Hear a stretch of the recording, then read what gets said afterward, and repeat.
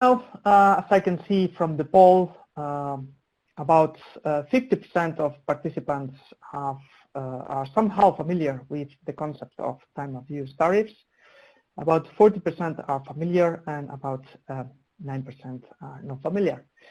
So looks like there is a good expertise around the participants, and also good expectations for today's session. So looks like it will be a good and interesting one. Good. So let me now end the poll and hide it, as I will go through our speakers today. So first speaker is Trina Horner, who is a director with Navigant in San Francisco, where she focuses on energy utility regulatory strategy, rate design, and rate making analytics. Trina Horner joined Navigant after serving as the advisor and chief of staff to the president at the California Public Utilities Commission, and most recently as vice president of proceedings and rates at Pacific Gas and Electric. At Pacific Gas and Electric, she led California utilities in legislative negotiations that resulted in the first meaningful residential rate design change in California since the energy crisis. Under her leadership, Pacific Gas and Electric developed a pilot time-of-use rate that prepared the ground for California's move to time-of-use pricing for residential customers. Then Margot Everett is a director with Navigant in San Francisco, with nearly 35 years of experience in energy policy, pricing structures, and electric and gas rate design. She's engaged in driving modern pricing principles and strategies. Prior to joining Navigant, Margot Everett led the Rates and Regulatory Analytics Department at Pacific Gas and Electric Company in California. In that role, she championed alternative rate designs, including time-of-use rate designs efforts for residential customers, as California moves to time-of-use pricing for residential customers. Next speaker is Greg Mandelman, who is an associate director based out of Navigant's San Francisco office. Greg joined Navigant after 8 years at Pacific Gas and Electric Company, where he held leadership roles in research and analytics, rates, and corporate strategy. He served as an expert witness on time-varying rates and experimental pilot design in California's landmark residential rate reform proceeding. At Navigant, he leads projects piloting time-varying rates and transportation electrification, including electric vehicle adoption and charging infrastructure forecasts. Finally, Caroline Steinbacher is a managing consultant in Navigant's energy practice, and she's based in Berlin. Caroline has a background in energy regulation and currently focuses on regulatory frameworks for sector coupling and electric vehicle integration for government and utility clients. She's also active in transatlantic knowledge exchange within Navigant and the point of contact for this webinar if you have any follow-up questions. Now, some housekeeping announcements. This presentation and the recording will be circulated, so you will all receive a message as soon as they are posted online. You can submit your questions during the webinar using the Q&A window in the lower left corner of your screen.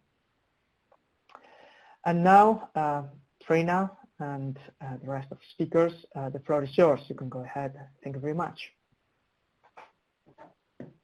Good morning, everyone. And on behalf of Navigant, I want to thank you for joining us today. It's early morning our time. We're all gathered here in San Francisco in our office.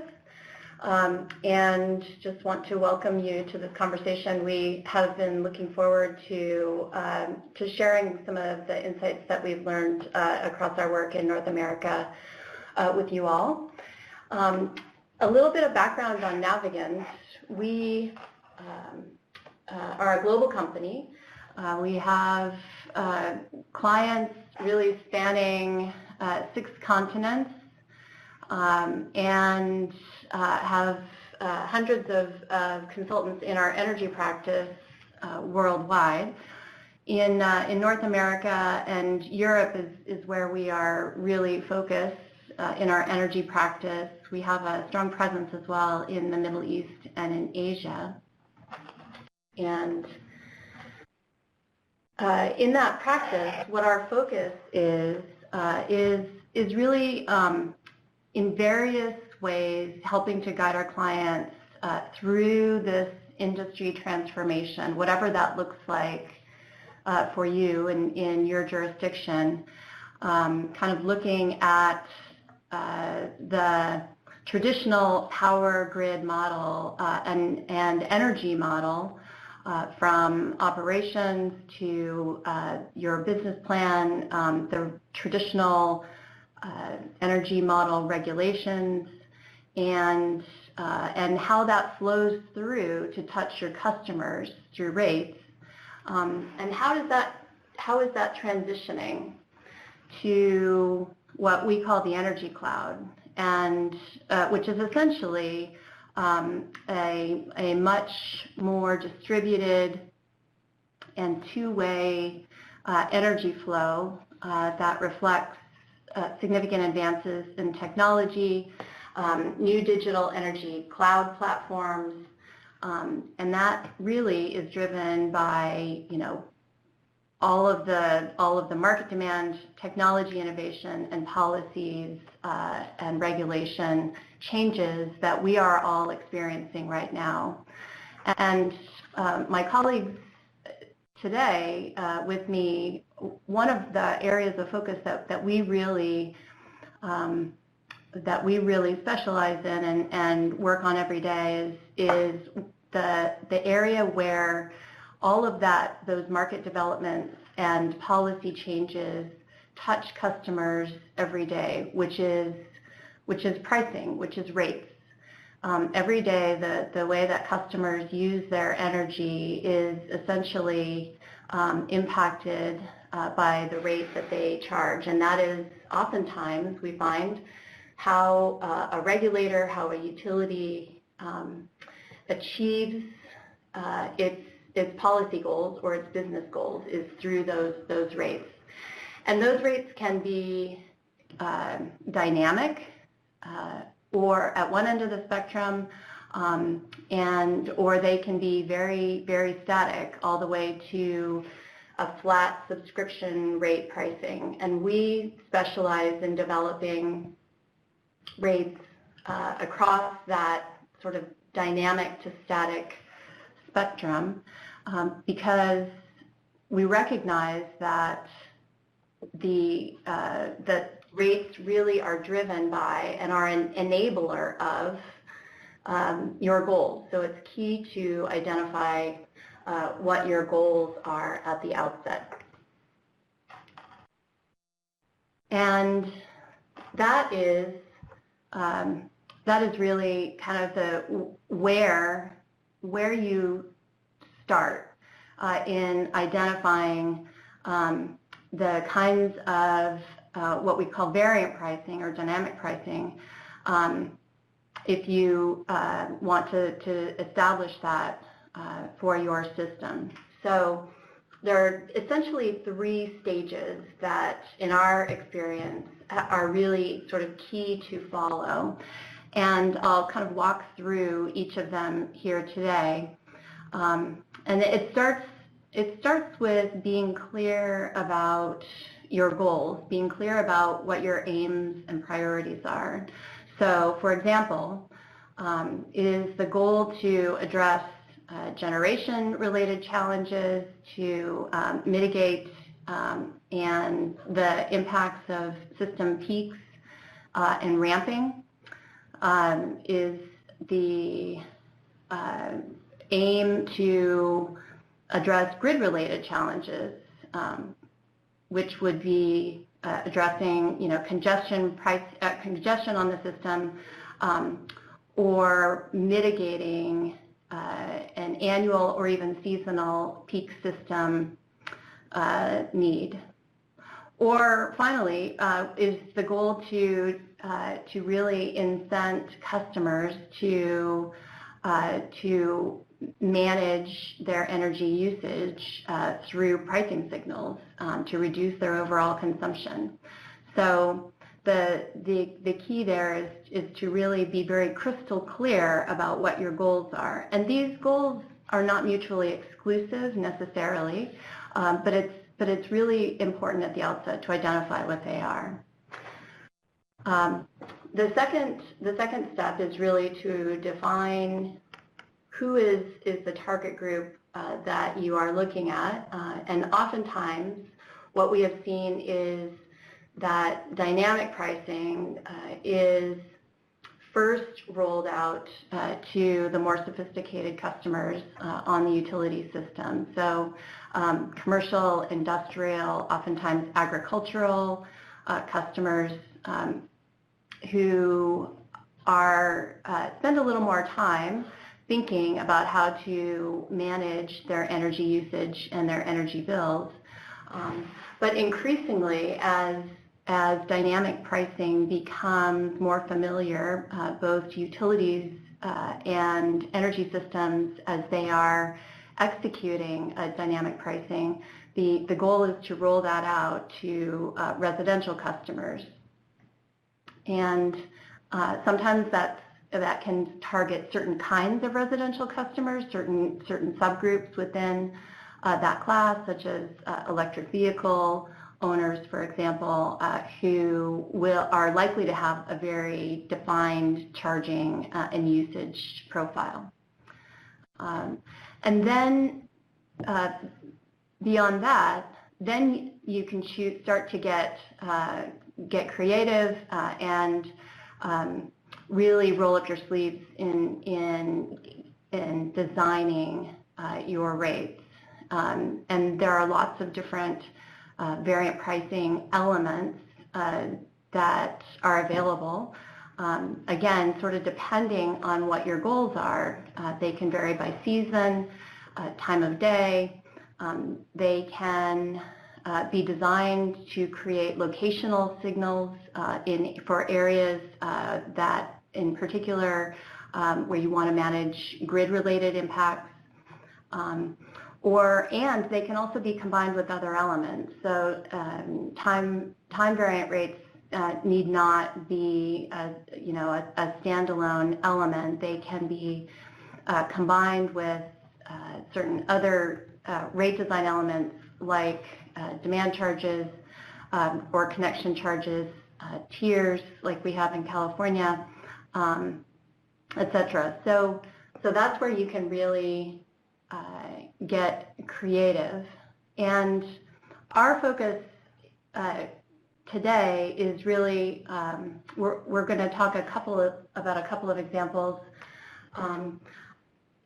related to generation challenges affecting residential customers, excuse me, that tend to have a seasonal or time of day variation. But again, these can all be mixed and matched, and really the key is that they be tailored to the local policy and operational objectives that you have.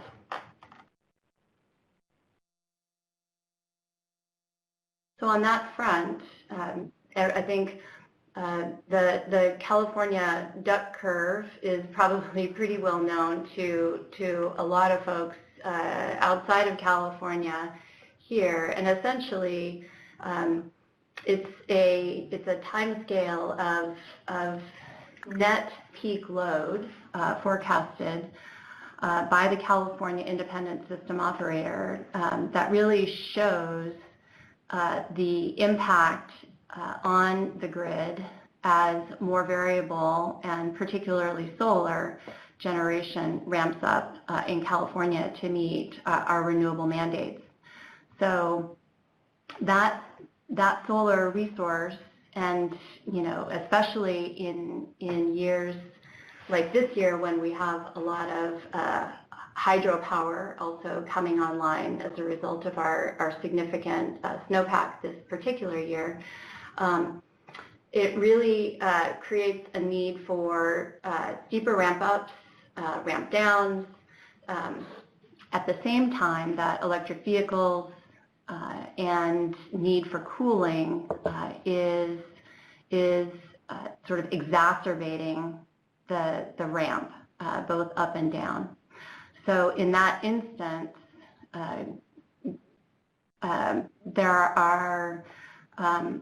there's an opportunity to really utilize time variant rates, particularly among the residential class, to potentially mitigate that. In California, what we've seen is that the residential class overall is seen as being able to have, because it's such an extensive customer class, really have a strong impact.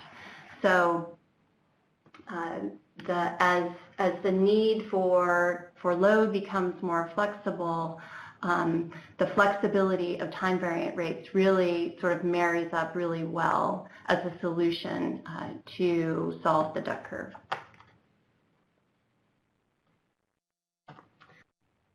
So that is one example of a really good instance where time variant rates can be a solution, but there are lots of other goals that policymakers and customers and utilities have in introducing time variant rates. And we've tried to capture some of them here, and they really they're not mutually exclusive, but along the spectrum, oftentimes what we see is that policymakers really believe and view time variant rates as an important tool in their goal to reduce emissions overall. So sending those signals to customers and maximizing the value of solar and renewable resources to achieve those emission reduction goals. Part of how they do that is to empower customers to control their demand. Policymakers and customers also have, obviously, a huge interest in reducing those costs to the customers, and at the same time maintaining system reliability. So if a time variant rate is able to minimize the congestion on the grid during peak hours, that's all to the system and ultimately customer reliability benefit. What we see more toward the utility side, and again, policymakers have an interest in this too, is to really to justify some of the investments that utilities have made over the last decade in AMI technologies as a way to arm customers, leverage that technology to arm customers with information, but also to better inform both grid expansion needs and to predict outages, address outages. That technology and customers' interactions and responses to it through time variant rates all helps the utilities expand their understanding of how the grid is used, which then informs their grid expansion needs. This is Margot Everett. I'm going to be talking you through a little bit more about the details of rate design and time of use pricing. Firstly, we'd like to show you here that there are there's a continuum of time of use pricing. You can have variation by time of day. You can have critical peak pricing, and then there's sort of what a lot of people are theoretically aiming for, which is this real-time pricing concept.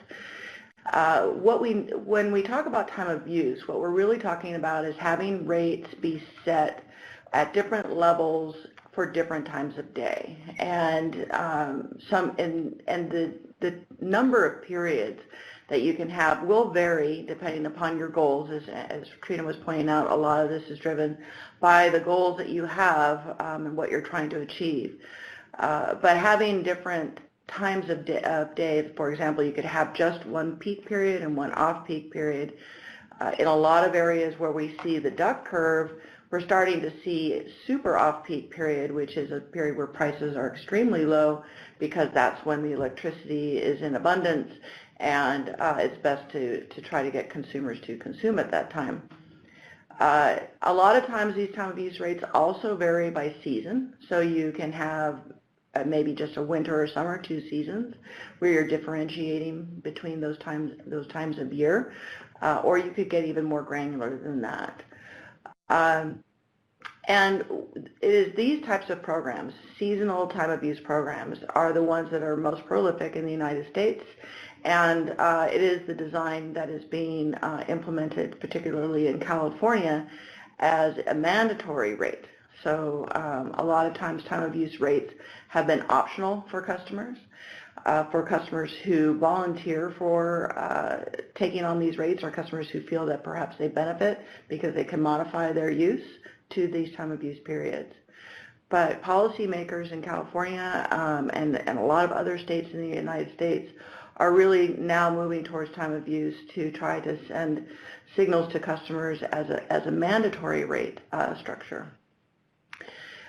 Most commercial and industrial customers in the United States are on time of use rates already, and that's because these customers tend to be more sophisticated and able to respond with their production to reflect the time of use rates that they have. The next category we talk about here is what we call critical peak pricing, and these are programs where there is a signal that a set of rates, a set of very high rates, for example, during peak periods, are in effect for a group of customers who sign up for critical peak pricing. We see a lot of commercial industrial customers involved in these types of programs. They can be either voluntary or mandatory, and the design that you put in place really is driven by whether or not they're mandatory or not. Residential customers are also being offered critical peak pricing in the United States, but it tends to be on the voluntary side, not something that is required.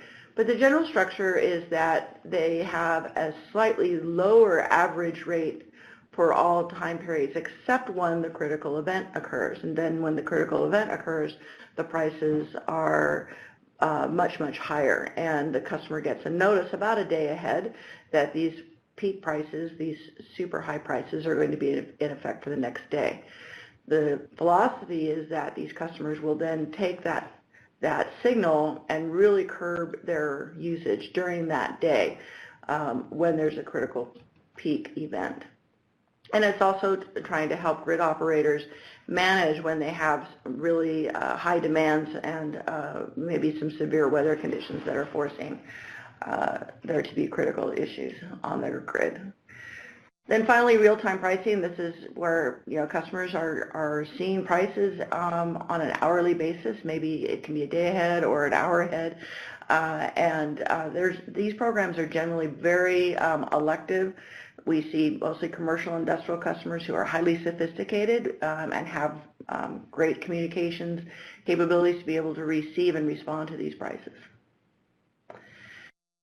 So now when we talk about time of use rates, what is it that you really need to have in order to roll out a time of use rate for customers? And we're going to mostly focus on residential because this seems to be a real focus for a lot of areas today, is how do we do more mass market customer rollouts of time of use. So the first thing is you need infrastructure and technology. So in simplest terms, you need to be able to meter it and you need to be able to bill it. And these are no small tasks. Being able to have meters that can read hourly load and classify the kilowatt hours of a customer's use by time of day is critical. And having that communications that then feeds into a system that from which you generate your bills, so that you can actually calculate the customer's bill because you know how many kilowatts they consumed in the peak period and the off-peak period. Seems pretty basic, but it's really difficult to do. And it's, I think it's getting better, but it's still, some billing systems are still lagging a bit. One other big part of this, though, is technologies that can help the customer manage their load.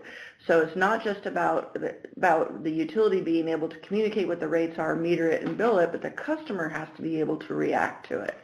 And the most effective way for customers to react to it is for them to have controls on some of their appliances such that they can manage their usage more effectively. So one of the things that's being talked about a lot in California is having a later in the day time of use period between 4 and 9 p.m. or even between 5 and 10 p.m. And the concern that folks have about that is that it's very hard for customers, residential customers, to react to, because that's when they're getting home from work. That's when they're actually using a great deal of electricity, including cooling their homes. So the idea is that if you have really inexpensive power slightly before that 4 o'clock time period and smart controls, customers will set their thermostats to pre-cool their homes before they get home, and therefore they don't really need to be running their air conditioner during that peak period. So that's an example of how these technologies can integrate with these time of use rates. The second big thing is awareness and education. Customers have to be aware that they're on a time of use rate. One of the lessons learned that we had in California is we had actually customers on time of use rates that did not know they were on time of use rates. And, well, so what's the benefit of being on a time of use rate if your customer has no idea that they should be using less during certain periods of time? So really trying to reach out to customers, make them aware of the time of use periods, and then also give them really helpful tips for how they can modify their behavior to benefit from the time of use rate structure.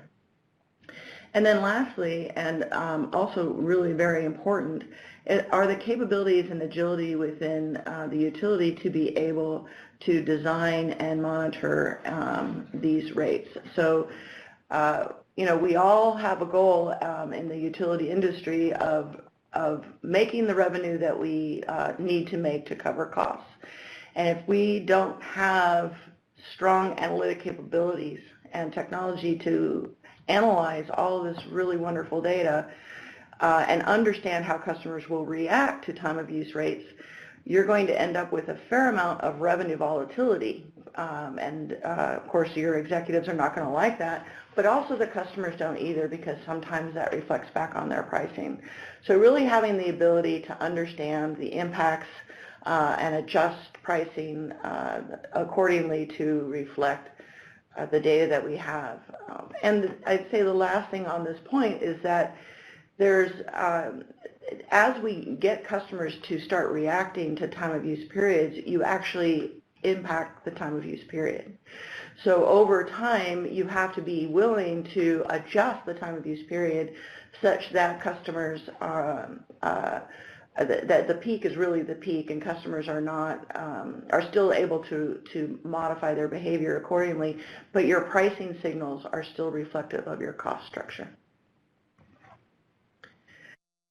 So some key design questions that you want to think through, and some of these were touched on a little bit earlier, so I'll go through it fairly quickly, is you want to really define the target that you want to achieve, and then you have to decide whether or not your program is going to be kind of this opt-in, like customers can choose, or it's mandatory for customers, and then they have an option to perhaps leave the program. Really, the difference there has to do with how committed you are to moving customers to the time of use. Customers have a tendency to be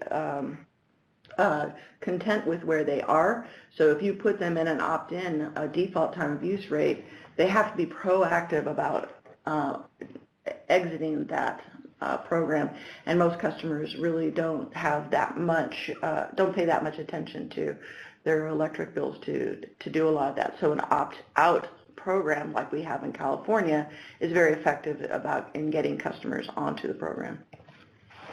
Are your programs that you're designing going to be rebates or just pricing signals? This really comes into play a lot with things like critical peak pricing programs, where do you just give them an incentive and they face these critical peak prices, or are you going to do everything through price signals?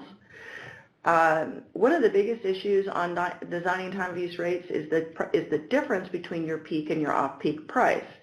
Now, a purist will tell you that the difference between them should be the difference in the average marginal cost, and I agree with that conceptually, but the problem is that customer acceptance is also just as critical.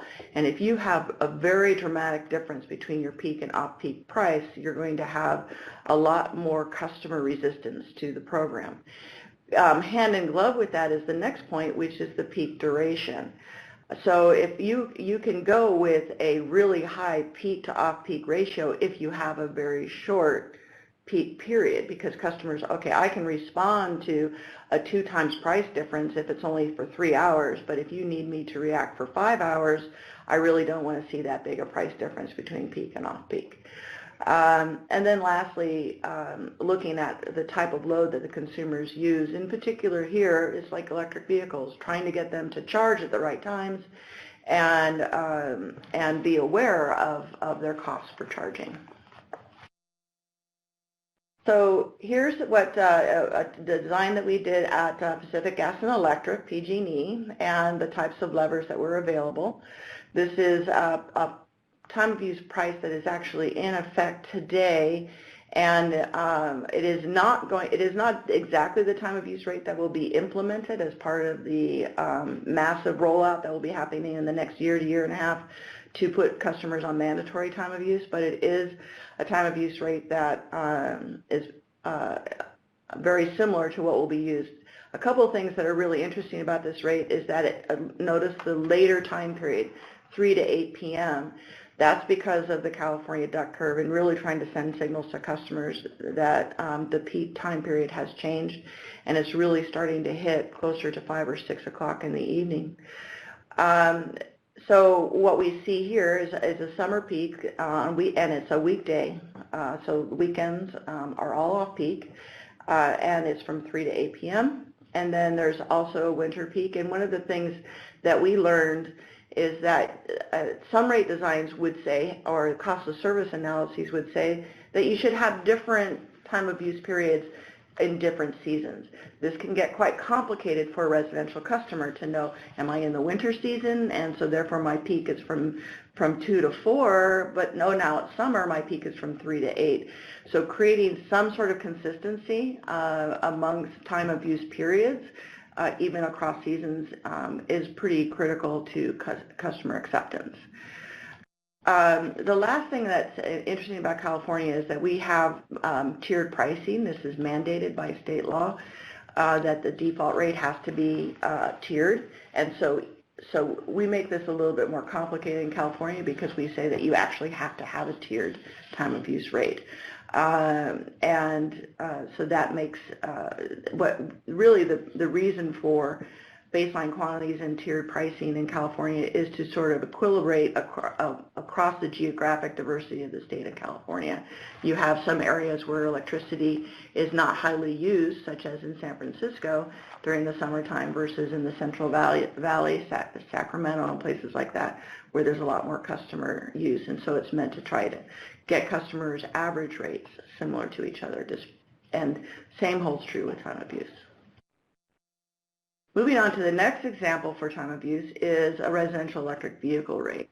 And here what the motivation is to really try to provide some pricing at a period of time that is really inexpensive so that customer is motivated to charge their electric vehicle at that time.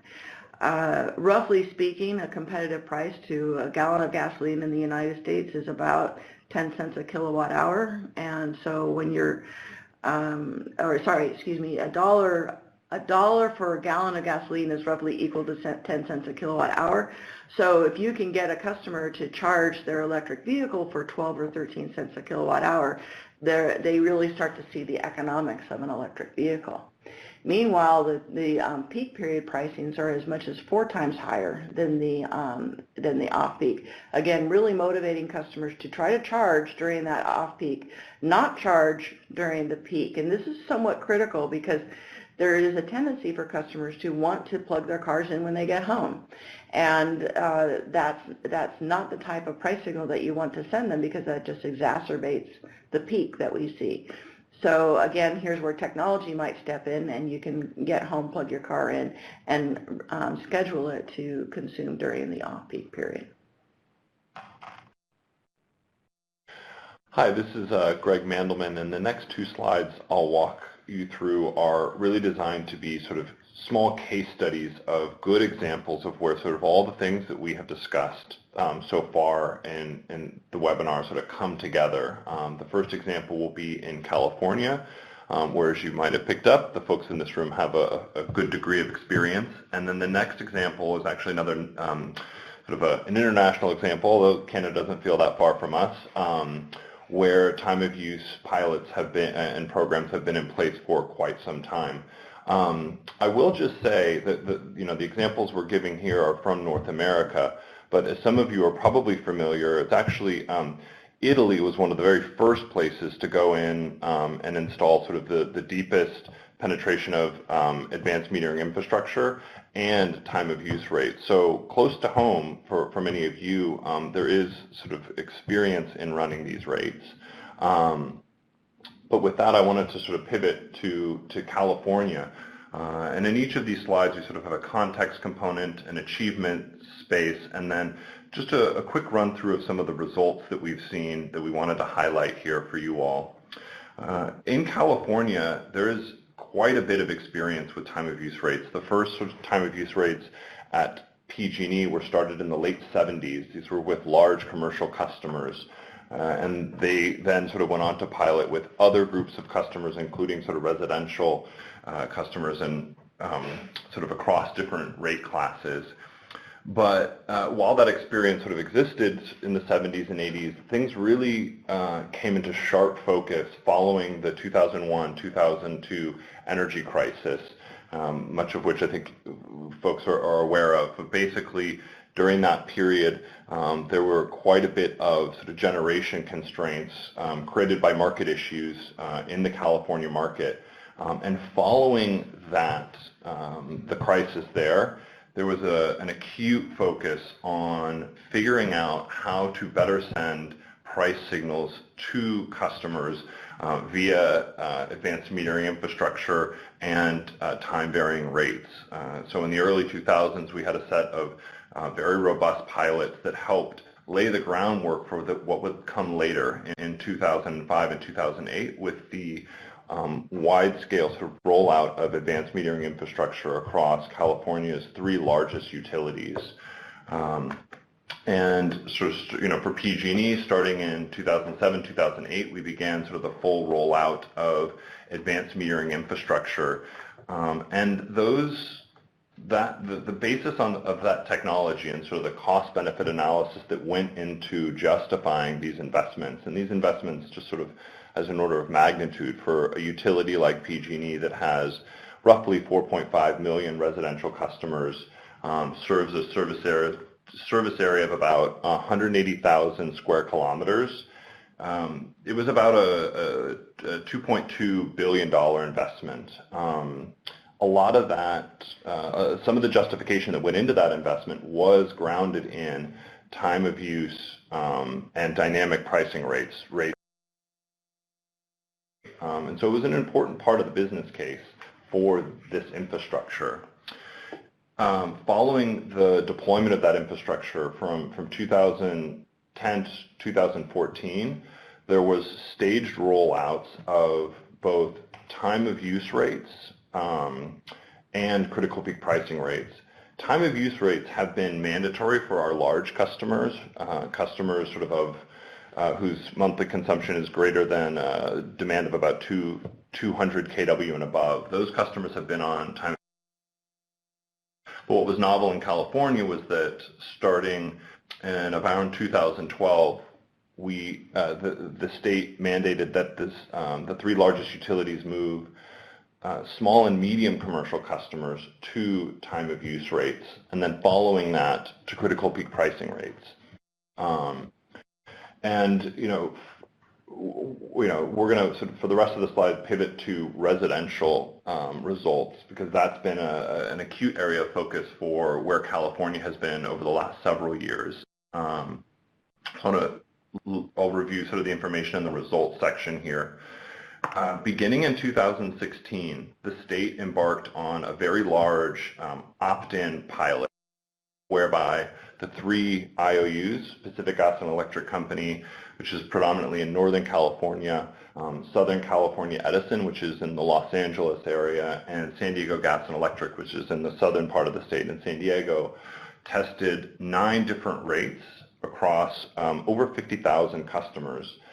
And to sort of the earlier information we showed in the slide, much of what was, there were many research questions that folks were interested in. A lot of that was related to the duck curve and how we would be shifting the peak periods into later parts of the evening. Prior to these pilots, many of the peak periods were closer to sort of a noon to 5 p.m. or 6 p.m. Some of the dynamic pricing rates were also in the 2 p.m. to 7 p.m. range. But with the shift in resources here in California, as the duck curve illustrates, the peak period moved back. And so these rates tested peak periods from around 2 to 8 and as late as 9 p.m. And the results were really promising, showing that customers would really respond to those rates. The thing about those rates and those pilots was that these were opt-in rates. So customers had the opportunity to, we recruited customers into these pilots. PG&E recruited and the rest of the utilities recruited customers into the pilots versus what happened later on in 2018, which were opt-out pilots. So those are pilots and programs where people are put on the rate and then they can come off if they so choose, but many customers may not necessarily be aware and will stay on the rate. And this was important because the state is planning to sort of do wide-scale default pricing, and we wanted to explore what that would look like. And again, the results were fairly promising. Those rates were tested across solar customers, low-income customers, and customers sort of in multiple climate zones. And the impacts were promising in the sort of 0.5%, 1%, all the way up to 5.5% mark. I think for time considerations, we'll sort of quickly move on to the examples that we saw in Canada. Similarly, so Canada, the province of Ontario has been very keen on implementing AMI infrastructure to support the rollout of time of use rates. And a couple things that are notable about what Ontario has done is roll out sort of the earliest North American examples of AMI and time of use. And interestingly, they went to, instead of default, they moved very quickly into mandatory time of use. And the distinction there is customers have no other option other than time of use. In other jurisdictions, you can have sort of a flat rate that you can move to, not so in Ontario. And in Ontario, about 45% of all consumption to date is on a time of use rate. And similar to sort of the California experience, customers do respond at a per customer level. We see about a 3.3% reduction on peak summer consumption reductions. And at a provincial level, again, once you scale these things up, you see quite a sizable impact, pushing close to 180 megawatts of on-peak reduction during the summer. I think for time's sake, I'll sort of finish up this slide and pass it off to Trina to wrap us up. Sure. And so I think just to finish, we wanted to reiterate a couple of key points.